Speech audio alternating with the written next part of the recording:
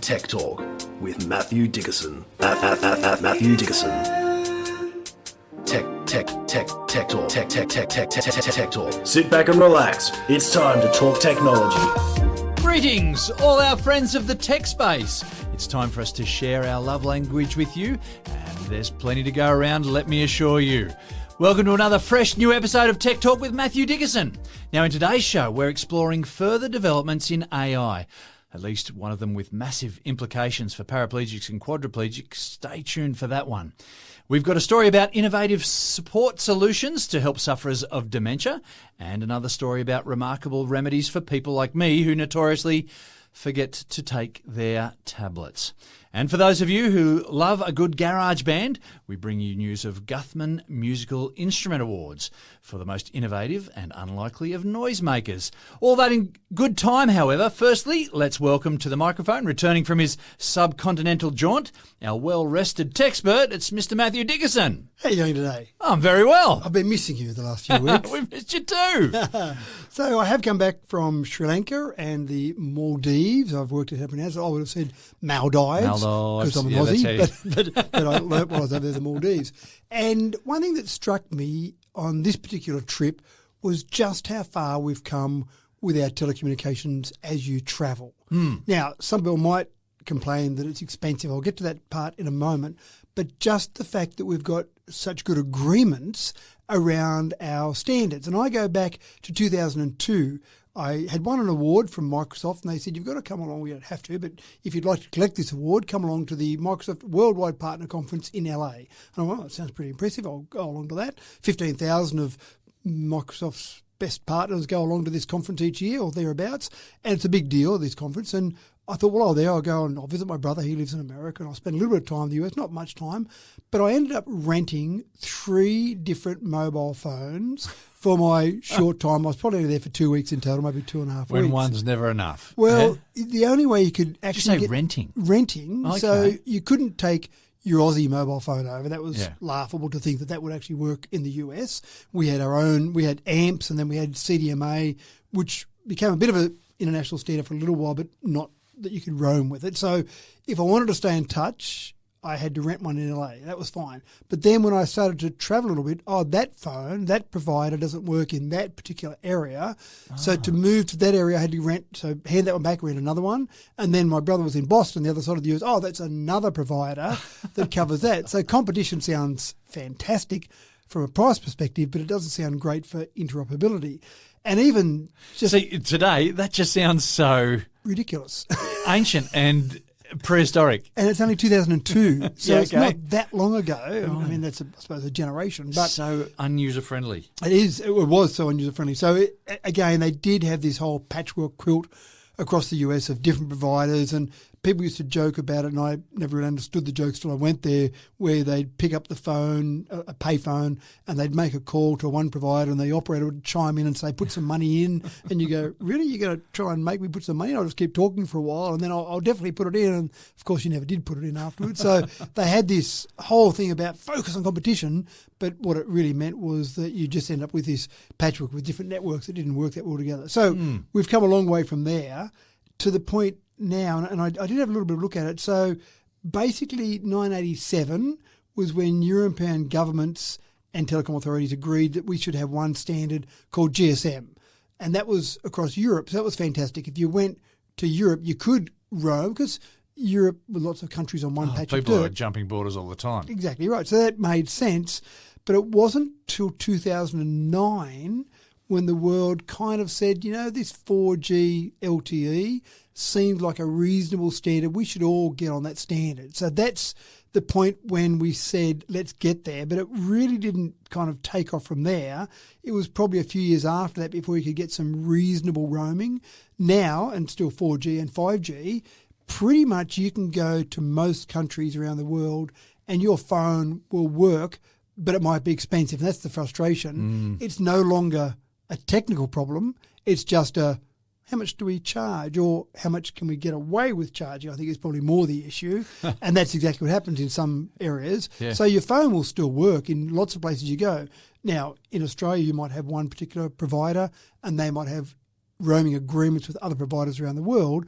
but they just charge a lot because I'm sure those roaming agreements are fairly minimal in terms of how much they charge each other, but those carriers could charge a lot. So it's a bit frustrating from that perspective, but I just love the fact that we've come up with this common standard. I started looking at other standards and thought it'd be great if we could get other standards across the world because different patches of the world said, here's a problem, let's solve it in this way. And I often find it fascinating how you solve the same problem in different ways. So we have different ways of solving the same problem. Yeah. So just voltage. I mean, the fact that we've got 220, 240 volts in some countries, you've got 110 and 120 volts in other countries. You go, well, why did you decide that 120 was good and we decided 240 was okay? Well, the same thing goes with frequency of the AC power too. Yeah. I think we're at what are we at 50 hertz? 50 hertz, which is apparently the worst frequency to have for heart attacks. Right. So if you're going to get electrocuted and have a heart attack, it's best to do it in Australia. Don't do it in Australia. Yeah.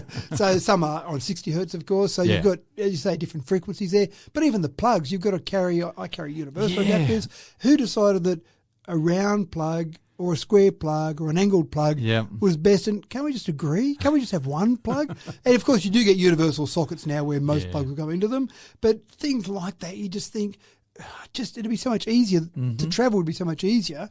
It probably didn't matter 100 years ago, but it does now because people travel much easier. I love USB-C. I love the fact that the European Union really pushed that on the world. So Europe's done a few good things here. And we've got USB-C now. So you can go to most places now and you've just got USB-C for most of the things. Driving, I still get frustrated. Why do we have left hand and right hand? I do understand the history of that, but there's some models I see come out that are in left hand driving. I want that model in Australia, but it's not going to come to Australia. It keeps things interesting when you travel, doesn't it? It does, but imagine if you tried to change. Imagine if you said, let's all go to left or right, whichever way you want to go. The mayhem, the carnage on the roads while you're trying to change it. There's an excellent photo over. of when they did that in Sweden. The day they changed from the right-hand driving on the right-hand side to the left-hand side. Yep. Carnage, absolute carnage. So look that up on the internet, folks. And I'd love it, but I don't know that anyone's prepared for the death toll while you're changing over. Maybe the final frontier would be a language. Could we decide on a language? You can't. You go to some countries and there's different languages in different areas, just local languages. So getting a language. English seems to be steamrolling its way around the globe. Most people are accepting of English, however. Yeah, you can get away with English-ish in some places. I mean, China and France are two places. It's one of the hardest languages to learn if you're trying to pick it up late in life. Well, and I know even in the Maldives, I learned a few Maldivian words while I was there, but most of the people I spoke to that were natives, because one of the places I went to said the rule in the Maldives is you've got to have 80% local employment, so you meet lots of people from the Maldives. Yeah. And most of them that spoke English said, where'd you learn your English? And they said, when we started working in resorts. So they were probably in their late teens, early 20s. Yeah, right. But they seem to be quite reasonable with their language skills. So it's interesting how we've come to this point where we've come with standards sometimes that are common across the world and some that are not so common across the world. Thankfully, we've got good standards in flying. We seem to still fly in feet, which is a bit annoying, but at least we've got common standards there where people can fly to different parts of the world and say, this is the standard we use. So in some areas, we've managed to crack it. But it is a big deal when you've got to change a convention that has been entrenched for centuries. Yeah, that's right. Yeah. And imperial and metric, surely, can we just get that part right? I mean, there's lots of things like that. But anyway, it's always fascinating. You learn so much when you travel. Okay, folks, it's time to tear the wrapper on another 9 cracking stories. Now, we kick off today with a story borrowed from the pages of the Addams Family Chronicles. Now, have you ever been reaching behind a cupboard, maybe straining for a hidden PowerPoint or trying to reach for an important little something or other that's fallen down the back of the cupboard? You just can't quite touch it? If only you had a detachable robotic hand, folks. Now, one that could eject itself and then scuttle and manoeuvre through the inaccessible zone to finish the job completely independently. Now, that'd be something. Well, some Swiss engineers have clearly been there far too many times before. They've seen the need and they've filled the need. Thank you, Rodney Copperbottom, for that little paraphrasing there. Now, Matt, I can hear Gomez Adams chiming away in the background here. Do you remember Thing from Addams Family? It's funny because it's the first thing I thought of. When I saw this story, I just went, they've just looked at the Addams Family. Someone's going, oh, that's pretty cool. Let's go and build that. I need to reach that thing and I don't want to have to walk all the way over there. I'll just get my hand to go and grab it. Correct. So the Addams Family goes back to a cartoon in 1938. Oh, really? It was when it was first drawn, Okay. became a TV series from the 60s. Oh, sorry, but it wasn't an Addams Family thing. It wasn't borrowed from another cartoon. No, it was the Addams Family Yeah, started gotcha. in 38 and Thing was a part of that. Yeah, right. And then the the TV series, 64, it was actually released. So the whole idea of this hand that just did stuff, of course, in the TV series, it was always attached to a desk because it was a real person underneath there. So that was definitely the concept from that perspective. But in this idea, the whole idea that you've got something that we often steal from nature. Scientists often say, hey, nature does that really well. Let's do the same thing.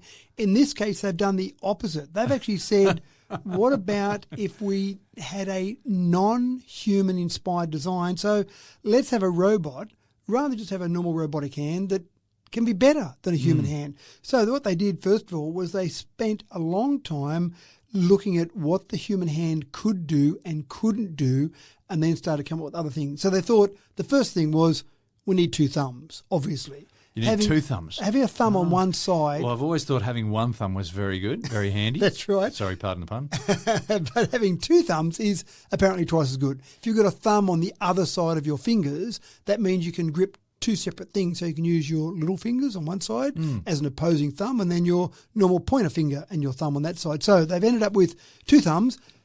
Interestingly enough, 4 fingers was the right number. In a whole range of scenarios they played out, they found that nature's not too bad there. 4 fingers is right. Sorry, 4 fingers plus 2 thumbs? 4 fingers plus 2 thumbs. Gotcha. That's right, yeah. So what we're missing is just the extra thumb in terms of this design. So first thing they thought was we've now got something that can grasp things on both sides, but also our fingers only curl in one direction. And anyone that's played a bit of Aussie rules like you have knows that fingers do go in the other direction, but it's painful when that happens.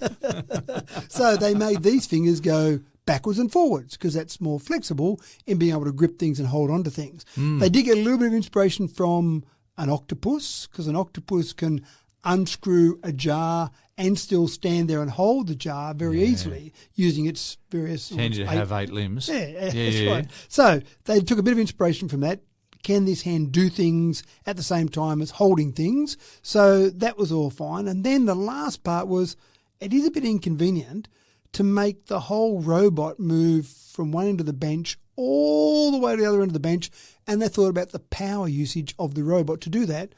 Well, just send the hand. So if it needs to pick up something at the other end of the bench, the hand literally crawls along the bench, just like we might do if we were playing with some kids or just walking our fingers along the bench like we did when our kids were young.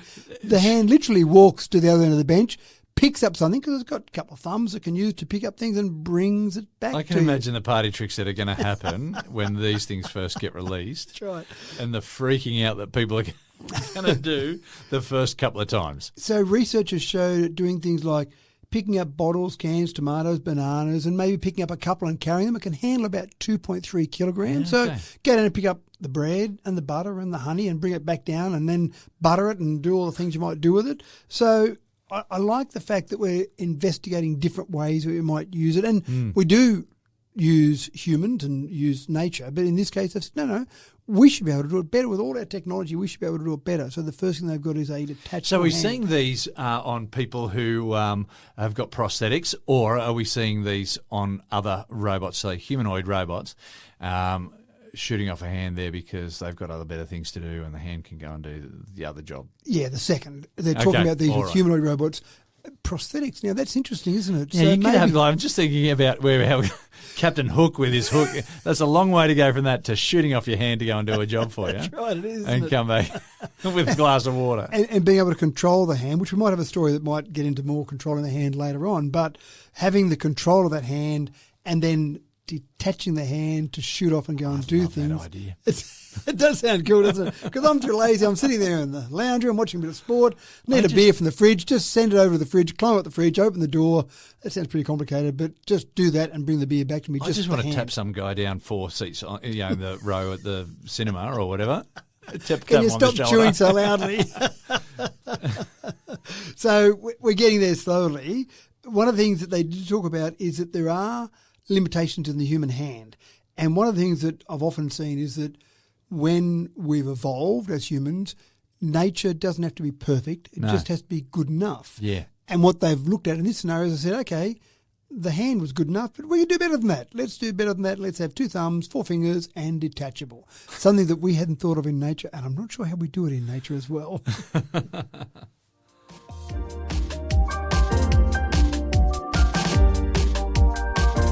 We're looking into smart glasses once again with this next story, with an important use for sufferers of dementia. Now, we've all done it, forgotten a name of a person standing right there in front of us, and when it's an important name, like a colleague, a client, a friend, or even a family member, the anxiety and embarrassment is palpable. For sufferers of dementia, this becomes the new norm, and the anxiety leads to withdrawal and a heightening of the condition. But how empowering would it be if there was a simple and discreet reminder for you at each greeting? A pair of smart glasses designed specifically to maintain your dignity and alleviate your anxiety by giving you gentle reminders. Matt, this has got so much potential in aged care. It does, a whole range of areas, I think. 55 million people suffer from dementia globally, so it's a big problem, without a doubt. And the idea of this is to keep people living in their homes longer and keep them being independent as much as possible. That's the word, independence. Yeah, that's right, rather than having to have someone live with them or move into some sort of aged care facility. And the first thing where, as you said, people have some anxiety, people have some concerns is someone walks up and they look at them and they go, I know you. I'm sure I know you. It's James. Oh, James, yes. Yeah. How do I know you again? Oh, that's We do a podcast together. Right. We sit right across from each other, Matt, on a regular basis. Yes, well, I haven't gotten there yet, thankfully. But it is funny. I actually sometimes struggle when I see people out of context. If I see someone that I know, not know well, but know vaguely from a job they do, and I see them at their workplace, and then I might see them at a cafe one weekend. Out of context. That's right. And I go, I know that face there. And they go, oh, that's right. You're James from the podcast. I've said g'day to people in a different context, and it turns out, they just work at the supermarket. It's just like, that's right. That's how I know you, because I just bought some avocado yesterday. So the first part, which is, I love the use of the glass in this scenario. The first part is that you'll load up in your glasses some family members, carers, doctors, some people that you are familiar with. And then when your glasses see that person, in your glasses it says James, podcast. Oh, James, that's how I know him. So, g'day, James, how you going? I do a podcast with him. That's right. Should we go and do one? So straight away it makes you feel just a little bit more comfortable. And I think the thing is, if you get a bit of a jog, a bit of a memory jog, that this is a certain person and how you might know them, then other things might flow on from there. Fill into place, yeah. But I think from the other perspective, it feels better as well, because I know friends of mine that have had a parent, for example, suffering from dementia. They'll go and visit them and they'll go, who are you? I'm your son. Yeah. And so that's got to feel pretty sad from that person. At least if you walked up and they go, oh, it shows up on my screen, this is Mary, your daughter. Yeah. G'day, Mary, how are you going today? Yeah. Thanks for coming and visiting me. That makes that person feel better as well. So I think it's a feel-good story from both perspectives. But that's one thing, just seeing someone that you might know. But then some common tasks. So I like to have a cup of tea in the morning, and you get up and you go, I can't remember how to make a cup of tea, or what I do, or how to make a cup of tea. You get a reminder to say, it's 9 a.m, it's time for a cup of tea. How do I make it? And it gives you instructions on the inside of your glasses to actually show you how to make the cup of tea. So just the basics. I mean, it sounds similar. If you boil the jug, you get a cup out. Things we take for granted. Things we take for granted, that's right. Where do I keep the tea bags? Oh, no. Actually, I saw, slightly off topic here, I saw a pilot this morning, which worried me a little bit, the pilot that walked down from the plane as we all got off the plane together, and on his ID tag that was hanging from his lapel on his shirt, on his jacket, it had an air tag. And I thought, so that pilot loses his ID on a regular basis. Or that pilot gets lost on a regular basis and someone has to come and find him. I didn't go that far, but maybe that was more the case. But I can just see him at home going, where's my ID? I've got to go and I've got to go and fly this plane. Yep. I need my ID to get into the airport. And so he's had an air tag. But the funny part was it was hanging right there front and centre with the air tag. And I went, do I really want my pilot being so forgetful he can't remember where well, obviously where he sat, but maybe. See, I would have forgiven him straight away. We landed, so it was okay then. I had no choice. On the other, if I was at the other end, I noticed it might have been more of a concern. But things like this where you've just got common tasks you do. So all of this is built around an AI companion named Wispy, Wispy. And so effectively this will give you some reassurance, it'll give you some some information about the things that you're doing. It'll give you those common names, etc. But at the moment, it's only with their glasses. Okay, so you've got to buy their glasses, but that's okay. That's at the moment.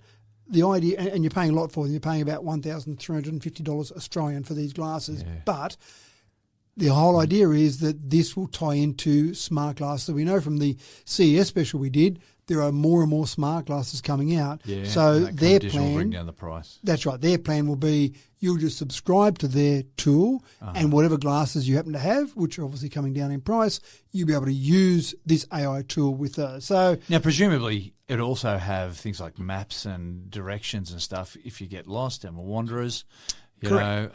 So the implications for dementia sufferers, if they can just think to ask questions the ether. Well, more than that, I think it will actually be aware of your surroundings and give you information. So it might actually show up a map automatically. Yeah, you look lost or you seem lost. Yeah. If you're interested, if you've got some people that are suffering from dementia, go and have a look at the Longitude Prize on Dementia. It's a competition that runs, and they award £1 million to a technology that can support independent living. So this tool is actually one of 5 finalists in that particular award or that particular competition, but there's some other quite impressive ones in there as well. So again, it's all about trying to keep people independent for longer. We've done a wonderful job with our medical developments in keeping us alive longer, but that's that right. means... But then other issues, we didn't have this issue when we all died at 50. Now we're living to 80 and beyond. Then we've got other issues we've got to deal with. So we've got to solve that problem as well. I don't think it's a hopeless scenario. I think it's potential for development there. Yeah, for sure.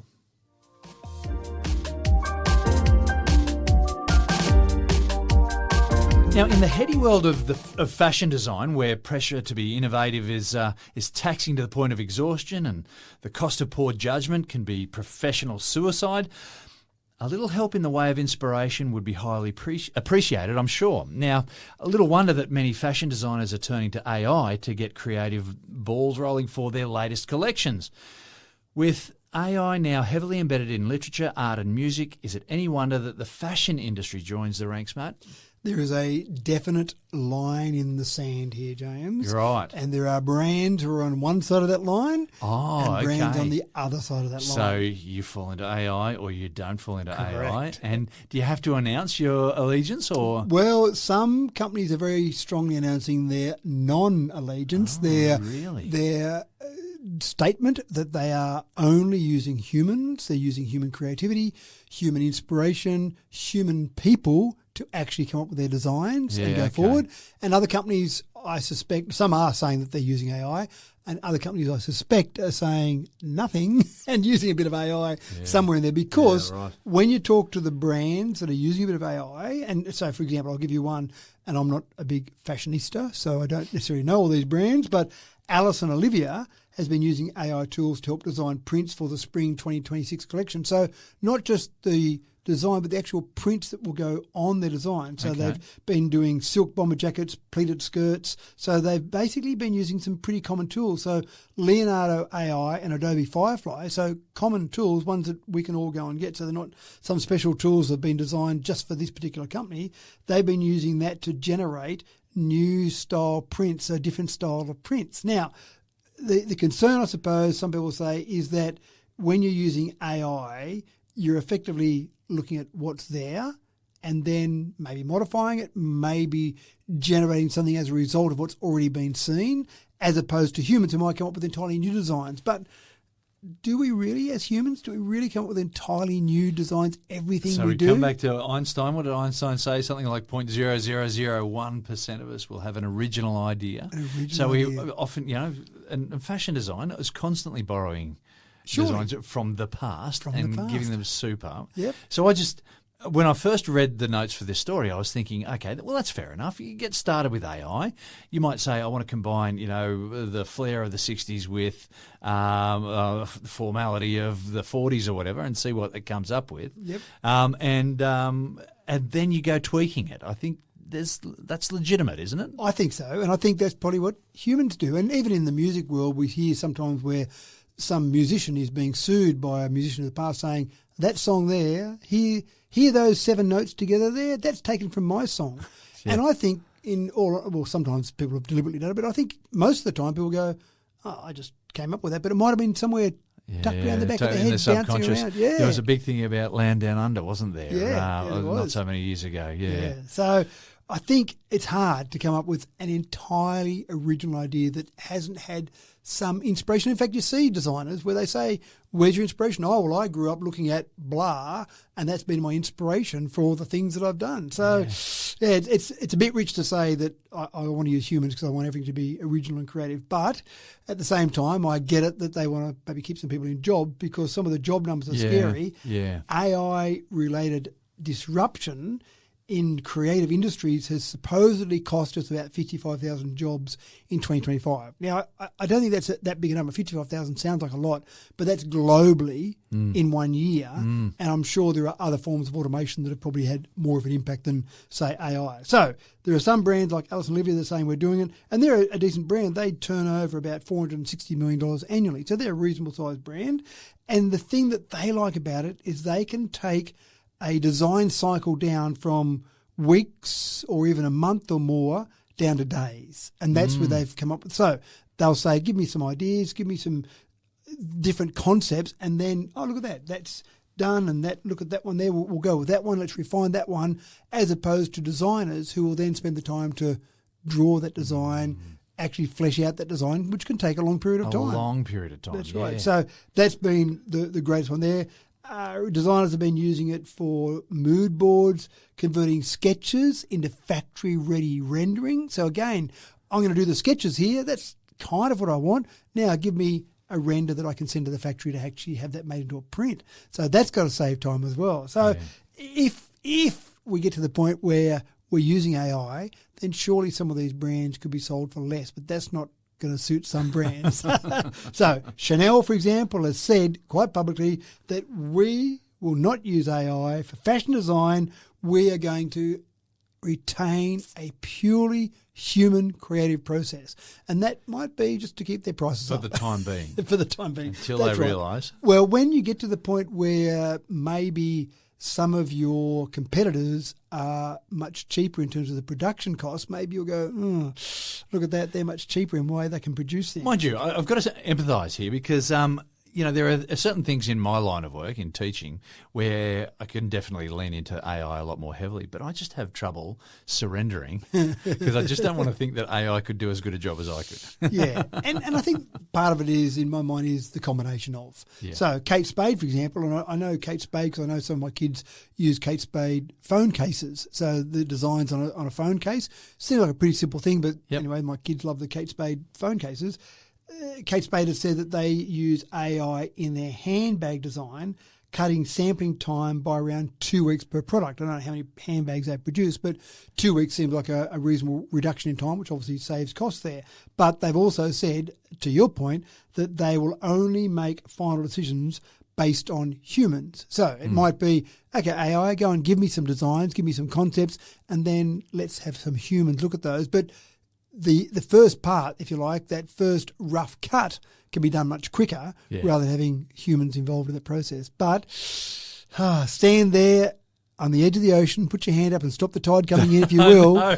But good luck, King Canute. AI is going to knock you over, I think.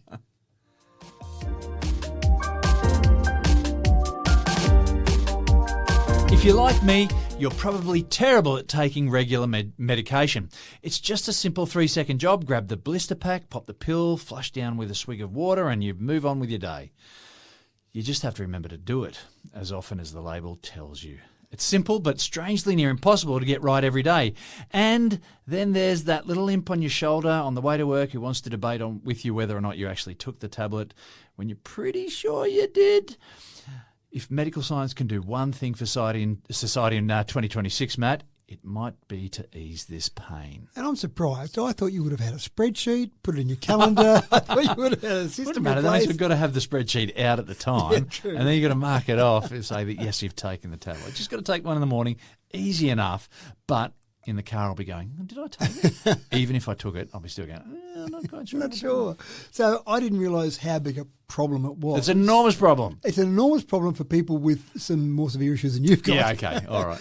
Medication non-adherence, get ready for this, causes hundreds of thousands of preventable deaths each year. Deaths? Deaths. And I started thinking, what, just because you didn't take your vitamin tablet? Oh, wow. But were you thinking like insulin or something like that maybe? Or? No, organ transplants, of course. HIV, tuberculosis. They're three ones that you've got to be spot on with your medication. Otherwise, yes, your life is at risk. Tuberculosis, that shouldn't be on there.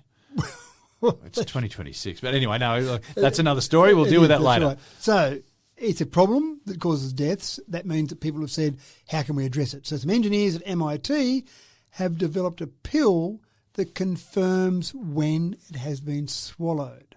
Now, this idea has been kicked around before, and they've tried some different things. Little voice that rings in. You've taken me. It's all right.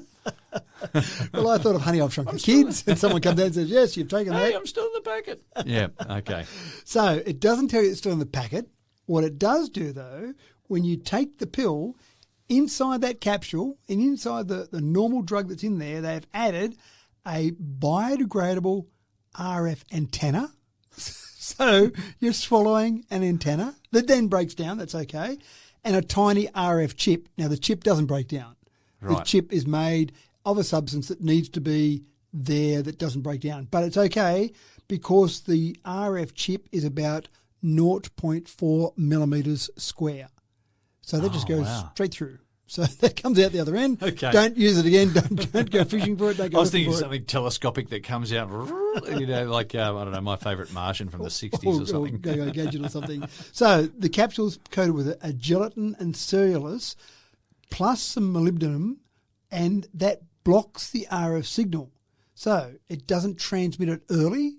So in the packet, it won't transmit it because it's being blocked. Yeah, okay. When you take it, stomach fluids dissolve the coating, releases the drug and the antenna, so it transmits a signal about 60 centimetres through our body. Okay. And our body's pretty good at absorbing RF signal because we're lots of liquid. Well, if you got your phone in your pocket. Correct. That's exactly what you have. So you have an app on your phone, you take the pill. Gives you a tick. And more than that, it sends a tick off to your carers, to your medical staff to say, right, James is taking his pill, James is taking his pill. Hold on, it's 10 a.m.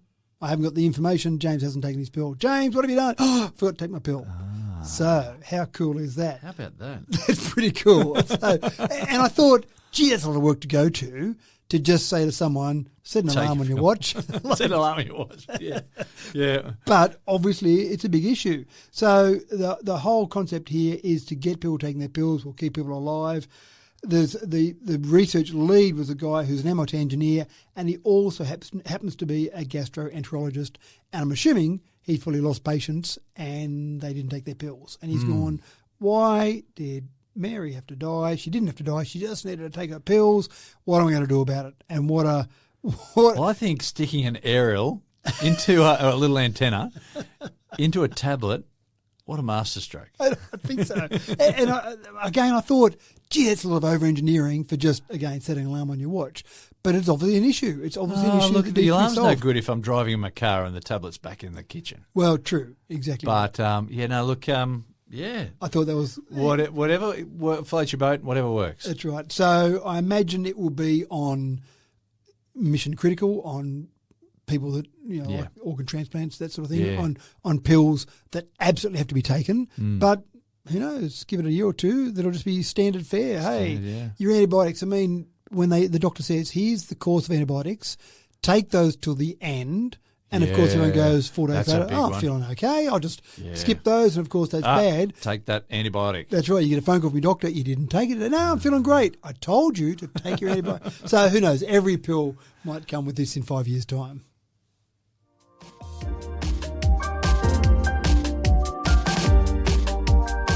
Illegal dumping of rubbish or fly tipping is a worrisome social evil, whether it's due to the inconvenience of having to transport waste all the way to designated council tips or due to the price tag when you get there to use these facilities.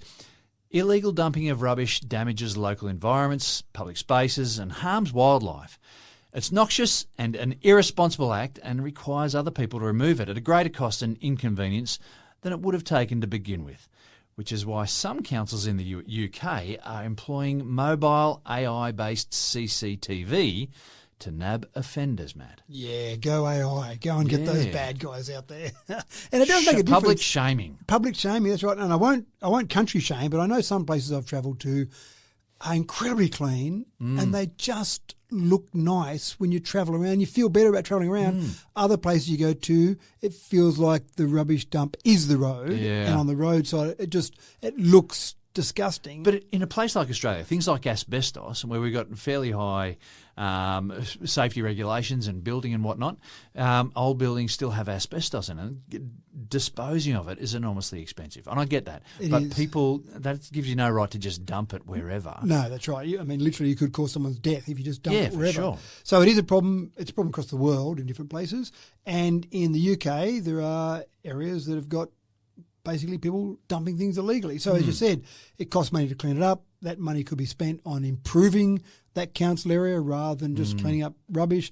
And it can harm local wildlife, it can harm waterways, a whole range of issues there. So to tackle the problem, West North Hampshire Council, so if any listeners from there, make sure you don't dump any rubbish, because the new AI-powered CCTV camera is out there as we speak. But it's not just being located in one spot, it's a mobile. It's moving around the place. That's right. So it's going to get you. It's a great idea because it's a bit like when you have a fixed spot on the road where they've got a speed camera, everyone goes, oh, slow down, go below the speed limit. And then what you need is a policeman parked 200 metres up the road because everyone speeds back up and makes up for the slowing down they just did. So if you had these cameras in one spot, everyone just go, oh, don't dump there, go 200 metres up the road. So they've got a tower. They've got a little CCTV camera on the top and it gives you a 360-degree view. It's got automatic number plate recognition so it can see who they are, tapped into a database to say, hey, let's ring James because his number plate's dumping rubbish right now, so we're onto him straight away. And it does do real live time, or live data, not after the fact, 2 weeks later, we've now got James on camera. It's while it's happening right now, we can go and nab that particular person. So they'll move this around to different spots. They'll put it in areas where they know are hotspots for it. So if you go and dump in some of those areas, you'll know that maybe there's a camera watching, and using AI just means they can tell the difference between someone out walking their dog and someone out walking their dog and then dumping a bit of rubbish while they're out walking their dog, or driving car past there and stopping to have a look at the view, or driving the car past and stopping to dump some rubbish there. So AI being used to combat some bad behaviour, fantastic. Using modern CCTV, and we know that the resolution is getting so much better, the cameras are getting so much cheaper. Well, yeah, and AI recognising human beings, either by face or by other distinguishing features. There's a lot of power in it. Yeah, that's right. So I think we're going to see more and more of this. I think illegal dumping is a problem, and not just in one particular area of the UK. It's a problem across the world. If we can get to the point where these mobile towers using AI on top of that are going to be effective at stopping it, then I think we're going to see more and more of it. And maybe some people just go, you know what, I just need to go to the rubbish dump tip. I'll just do it legitimately. That's right.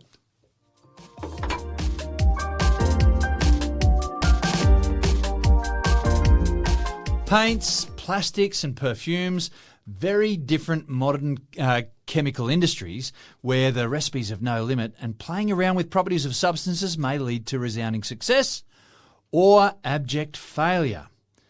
And playing with the properties has often meant that trying to improve one aspect of the mixture has come at the cost of another. Industrial chemists tweak their concoctions by adding or subtracting small amounts of ingredients like the alchemists of old, trying to find just the right balance. It's always been a game of profound skill and saintly patience. That is, until AI was invited to the cauldron, Matt. Invited to the cauldron, and we've talked about this before. We've got our 92, 93 naturally occurring elements.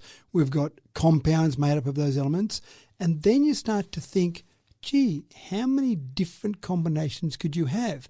And I know infinity is not a number per se, but you almost get to infinity. We're getting pretty high. We are, aren't we? Now, some of these paints that we use now have 25 ingredients in there. Right. So you take 93 naturally occurring elements, and I know there's some that you wouldn't be using in paints, but just take that number and then say combine those 25 of those in different amounts, because again, how much of each of those can you put in, and I'm pretty quickly getting to a number that's too large for me to comprehend. But that's as pure elements as well. If you start sticking them together, they change their properties and stuff. And so then we add some compounds into there, and then you go, yep, infinity's looking pretty good right now. But there's so much more to paint than just adding a bit of colour to something that's going to stick on a wall. I mean, there's the stickiness of the paint. Yep. There's how it behaves in weather, and there's how easily it is to spread, and da-da-da. Yep. That's just paint. And we were talking about plastics and perfumes in there as well, Perfumes, a whole range of things. So if I look at paints for a moment, so one of the things in paints was that they wanted to have faster drying paint.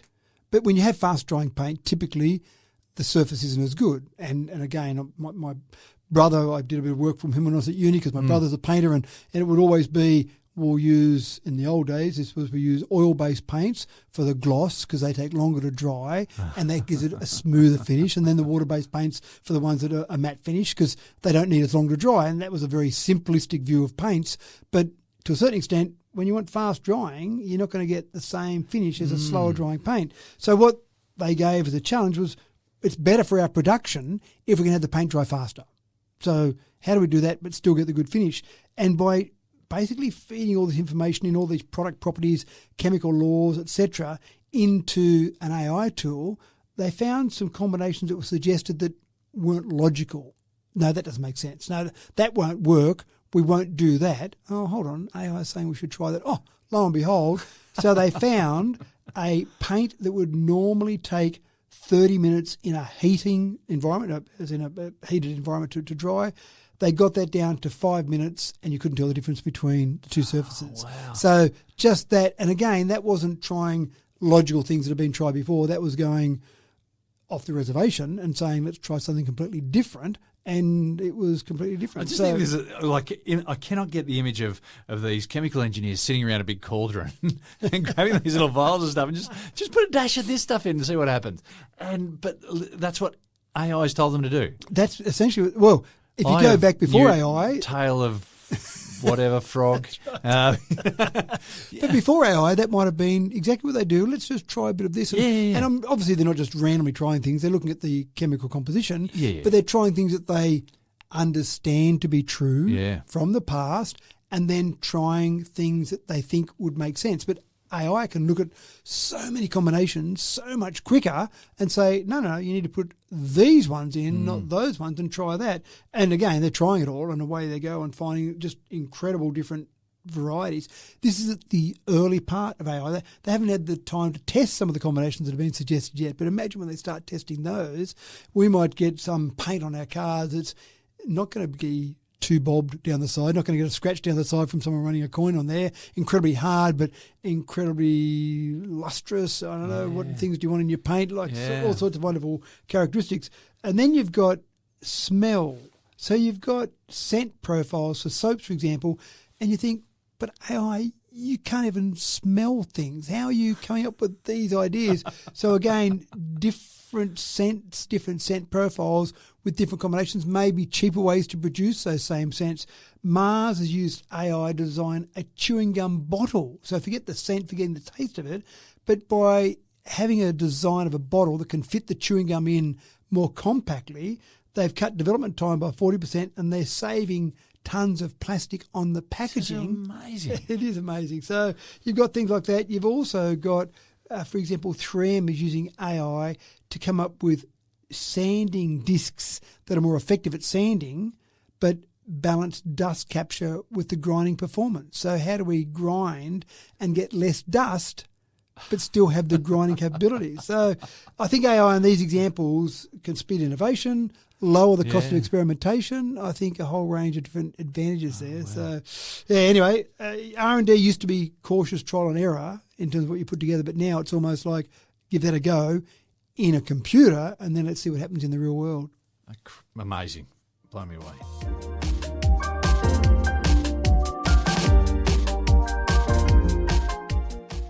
Some exciting news lies ahead for people with major spinal injuries. Now, engineers are exploring a number of possibilities to restore movement for paralysed patients.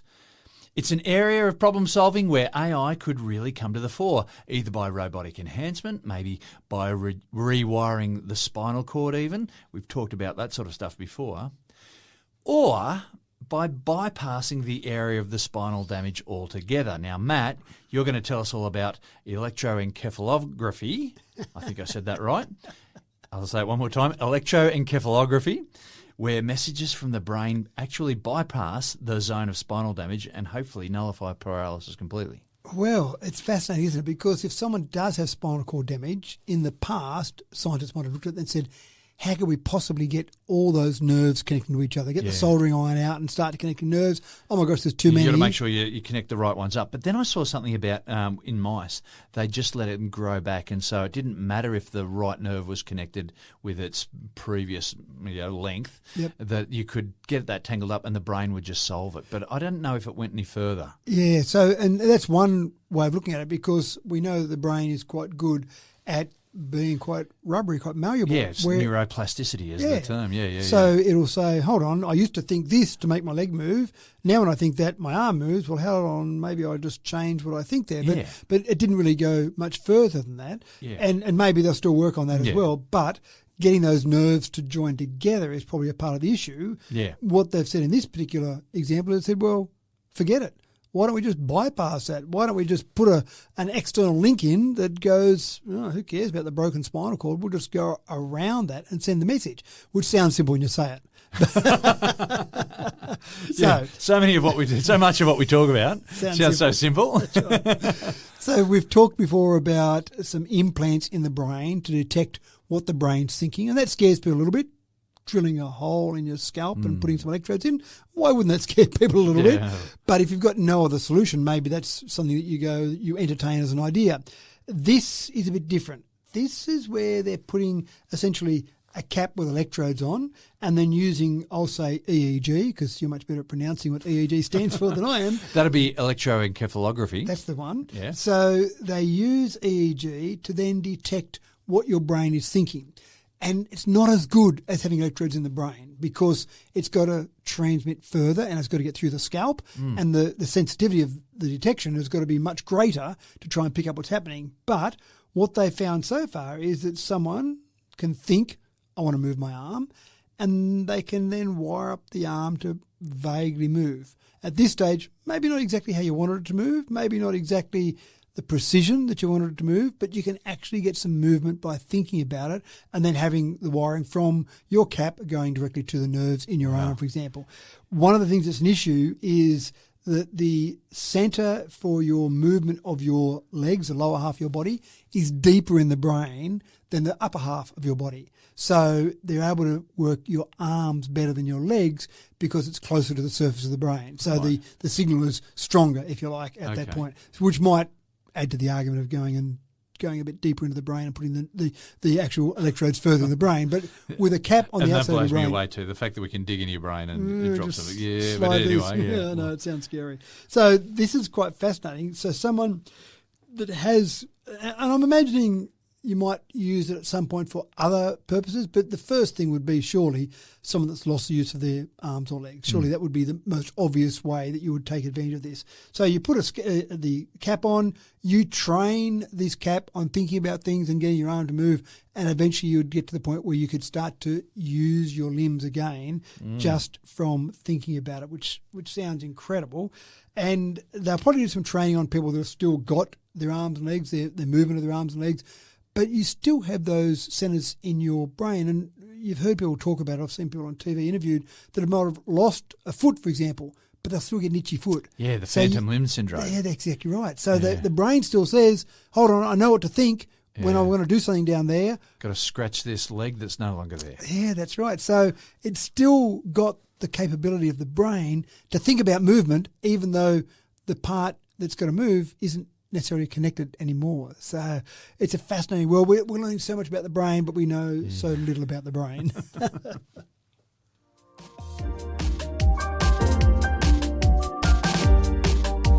Now, Matt, I'm going to struggle with this next story. Folks, imagine having an AI assistant shuffling about on your computer system, tidying up your files like an office busybody while you tap away on the keyboard, which sounds good potentially, but as you work, imagine also having that AI assistant making decisions about what files and folders should be relocated, renamed or deleted. Now, Matt, there's an enormous leap of faith here that I just feel there's a digital bridge too far for this little black duck. It is a bit scary, isn't it? So this is Claude Coworker. It's an experimental AI agent, and it was basically written by AI itself. So Claude Code had become so capable that human developers barely touch traditional coding tools during the development of Claude Coworker. That should raise some alarm bells for a start. Now, what you've then got to do is you've got to give Claude Coworker access to stuff on your computer or on your system. So files, as you mentioned, folders, your calendar, your email, because this is an assistant to help you. Now, the description has been it's more like a junior staff member than an experienced assistant. I'm not sure I'd give a junior staff member full read-write access. But I did think about it, and I know over the years with our kids growing up, we took so many videos, so many photos, and in the early days of those filing systems, some of them were named 8-character long file names because I was limited into how long I could have some of those file names. And when I'm searching for some of those, I've got them sorted by month and year and day, but I'd love to rename all of those. I'd love someone just to go along and look at each of those files and name it something obvious. Maybe this is a job for Claude Coworker. Yeah, but you say obvious. As Claude Coworker, has that AI assistant got the same concept of obvious as what you do? Probably not. So for mine, that file's lost forever. It might be lost forever. But Claude Coworker might also say, oh, this is a waste of time. This is a terrible video. This is a video of one of your kids running in the hallway. It's all jumpy. No, we'll just delete that file. And you've given permission for Claude Coworker to delete that file forever. That's right. Thanks, Claude. That's right. Sending off appointment, so you got an email from some random person, hey, have you got time for a coffee? Sure thing, there's time on my calendar next Tuesday at 10 a.m. Let's meet up for a coffee. No, I don't want to meet with him. That person's an idiot. I don't want to talk to them at all. Too late. You've got it in your calendar now. So I can see where they're going. I can see a whole idea of getting someone to help out in your busy life, getting a digital assistant. But it is a bit scary, isn't it? So it made me laugh. I looked at some of the things that it had done, and it had gotten to the point where some things went, I can't do this, so it kind of failed, and then said, look, I can't do this, but you can do it. You're the human. Here's some detailed instructions. So then you're going, hold on, I gave you a job to do. Now you're giving me back detailed instructions on how to do the job that I gave you. I don't need the detailed instructions. Thanks very much. I want you to do it for me. See, the thing is, I don't even trust myself. When I rename a file or if I relocate a file, I go looking for that 6 months, 12 months, 18 months later. I'm looking in the old place for an old name. Yep. And, it's so frustrating when you really know you need that file. Yep.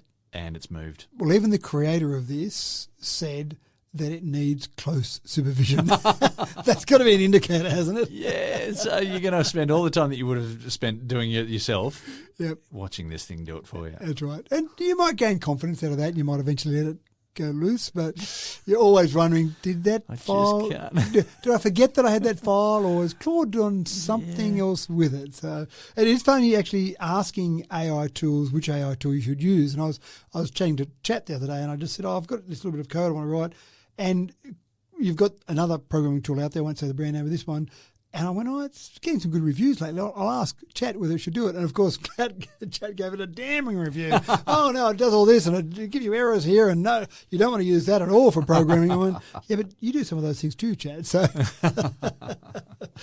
so I had a big argument with Chat the other day. I asked Chat a pretty simple question about a movie. There was a new, I'll say the movie, the new Knives Out movie, Wake Up Dead Man. Yeah, so right. I watched that on a flight, and at the end I went, it's interesting. I'll ask Chat about that. Just explain a bit of the plot to me. And Chat said, you didn't watch it. And I said, but I did watch it, Chat, because it's on Netflix and it's available now, and I watched it. No, you might be confusing it. You might be confusing it with the second Knives Out, the one about, it's got onion in the title, I can't remember, but it was trying to describe that plot to me. It's getting a bit shirty with you. And I said, no, I'm telling you. But this is it. I kept, and I said, look, I can just walk away, but no, I want to finish this argument. So I gave it a screenshot of the Netflix. Here it is, the screenshot of the Netflix show that I just watched, and it said, you might be confused because sometimes Netflix does this as a trailer. I went, no, I just spent 144 minutes watching this chat, and it went through, and I went back and forth, and I gave it information. Wikipedia, I gave it a screenshot from Wikipedia. Sometimes Wikipedia does pre-release information. No, it's talking about, I gave it the release date on Wikipedia, which was in December last year, and finally, when it finally accepted it, it said, no, I'll give you the plot and the information you're after. I said, hold on, can you first of all say you got it wrong? Can you first of all say, sorry, I've wasted 5 minutes of your life? At least acknowledge it. Acknowledge that you got it completely wrong.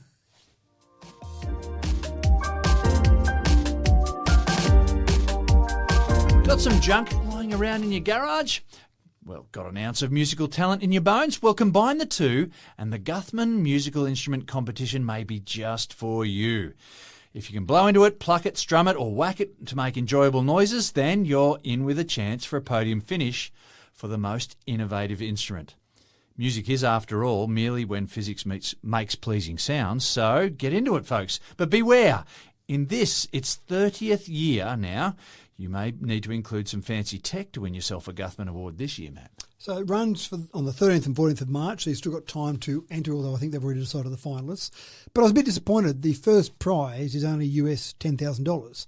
And I thought, surely the amount of work people have put into some of these instruments, and I use that term slightly loosely, I thought surely it's worth more than $10,000. Bit of PVC pipe, a filter funnel, and some duct tape. Well, I'm going back to the whistle on the lollipop whistle that you talked about okay. a few episodes ago. Right, okay. So, go back and look at those. So there's some interesting concepts. And as you said, people are obviously adding a fair bit of technology. And one of my favourite ones, these are some of the finalists, one of my favourite ones was one that gives you effectively a seance of what's around us. So it looks at the invisible electromagnetic signals that we've got and blends those into your instrument. So it's picking up what we know is all around us, coming from the sun, coming from radio stations, TV stations. Right. We know we've got electromagnetic signals bouncing around everywhere. And converting it into noise. But you're not playing an instrument then, so you've got to do something as well. So it's taking that as the background for then you to manipulate that. So I thought that wasn't too bad. There's an electronic violin, which has got 4 essentially computers, miniature computers, one per string, to analyse the movement of each of those strings in real time and then play some music. One that I actually seen this, an electronic sax. So this is one of the finalists. This is maybe one that was a finalist years ago. And I thought, what a great idea, because if one of my kids said, I want to play the sax, I'd go, great. Where are you going to practice? Because I can't imagine it would sound beautiful on day one. If you're learning the piano, the guitar, you can probably keep it quiet enough. But a sax is probably going to be noisy. So electronic sax, these exist. And so you can play electronic sax and it makes no noise until you plug it into an amplifier. And I thought, what a great way to learn the sax. Plug it into your headphones and just listen to yourself. And no one else has to listen to that sax. If they can do that with trombones and trumpets. Well, why not? If you can do it with a sax, it's a wind instrument. So if you can do it with a sax, why can't you do it with other things as well? So again, that's a commercial product. You can buy those. I know a gentleman who's actually got an electronic sax. He's learning it, and his partner was a bit sick of the noise, so he bought electronic sax. So you've got a whole range of different things. There's one that's got 4 violins around a bass drum, uses motors and servos to create an infinite bow. So, and again, when you play a violin, the bow goes back and forth and back and forth. Wouldn't it be great just to have the bow go on forever so that you can just play the actual strings and the bowing is always done for you? So some things like that, quite interesting. One I do like the sound of is the Lithelium. It's a bicycle wheel, and the 24 strings on it are basically the strings on the bicycle wheel that you play. And I thought of when we were kids, you'd stick the playing card in the spokes, and as you rode faster, it made a higher pitched sound because the card would flick back and forth, and you slowed down, it would play a lower pitched sound. I think it's more complicated than that, but using the 24 strings or 24 spokes on a bicycle wheel as strings to play an instrument there, I thought that was quite good. So there's a whole range of things. There is a digital sax, but this one's got a reed with electromagnetics, which plays impossible notes to play with a normal sax, and a joystick-controlled looping. Impossible notes. The ones you couldn't get on a normal sax. Yeah, okay. And then a joystick, and probably an Ed Sheeran type thing where you've got a joystick-controlled looping, so you could play a bit of the sax and then loop that, while you then add other sax sounds on top. So you've told me it's probably a little bit too late to get into this year's Guthman Awards? Start looking at next year's, Next maybe. year's, right, okay. Yeah. So get raiding that garage. That's right. Go down to electrical distributor and pick up a whole lot of little bits and bobs. Presumably you've got to have some way of making the sound different, having the human make the sound different, because you're not really playing an instrument if it's just making noise. Good luck with that, folks. That's right. And that's all there is for us this week. The checkered flag is waving. We've crossed the line victorious once again. And all that's left is to spray someone with some cheap sparkling white wine. Thanks for another cracking Tech Talk, Matt. My pleasure. My pleasure to be back in the country. It's lovely to travel, but it is good to be back home. Home's where the heart is. Home is where the heart is, and actually just used to some of the electronic things. It's been great using different technologies around the world, but it is nice to come home to a good internet connection. To what you know. Yeah, that's right. Yeah? And thank you for tuning in once again, folks. Each episode of Tech Talk is researched and put together with the greatest care and precision, and not by 1,000 monkeys with 1,000 typewriters, as some might have suggested in the past. Let's clear that up right now. I'm your trained monkey host, though, James Eddy, signing off on another week with a promise that we'll be back with another episode next week, freshly posted with your chosen provider, regular as clockwork. We hope that you'll be back to join us. Don't forget to smash that like button, or follow or subscribe, or post a message and bring along a friend for next time. Until then, take care and we'll see you when we see you.